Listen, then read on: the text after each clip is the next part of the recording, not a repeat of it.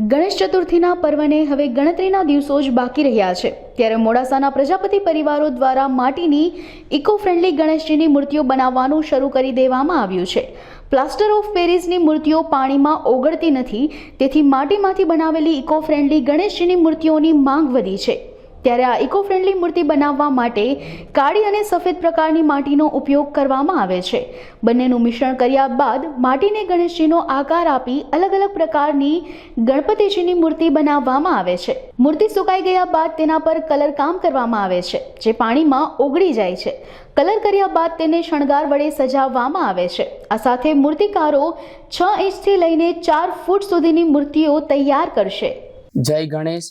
હું સચિન મહેશ કુમાર પ્રજાપતિ કુંભારવાડા રામજી મંદિર પાસે હું રહું છું। કુંભારવાડા ગલીમાં શ્રી ચિંતામણી પાર્થેશ્વર ગણેશ આર્ટ એ મારી મૂર્તિઓ હું અહીંયા બનાવું છું દર સાલ, અને ઇકો ફ્રેન્ડલી માટીની મૂર્તિઓ હું બનાવું છું। 6 ઇંચથી માંડી અને 4 ફૂટ સુધીની માટીની ઇકો ફ્રેન્ડલી મૂર્તિઓ હું બનાવું છું।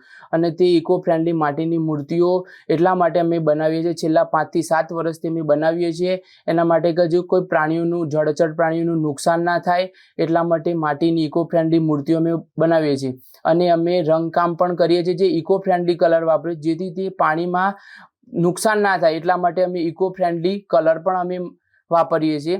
અને અમે દરેકને આગ્રહ કરીએ છીએ કે તમે ઇકો ફ્રેન્ડલી માટીની મૂર્તિઓ વાપરો, અને આ જ મૂર્તિ તમે ઘરે વિસર્જન કરશો તો પણ આ માટી તમે કોઈ પણ છોડમાં તમે વાપરી શકો છો, અને આ જ મૂર્તિ તમે જે નદીમાં વિસર્જન કરશો તો પણ ત્યાં કોઈ પ્રાણીઓનું જળચર પ્રાણીઓનું કંઈ નુકસાન નહીં થાય એટલા માટે તમે ઇકો ફ્રેન્ડલી માટીની મૂર્તિઓ વાપરો। 1 ફૂટથી માંડી અને છેક 5 ફૂટ સુધીની મારા જોડે માટીની મૂર્તિઓ છે ઇકો ફ્રેન્ડલી।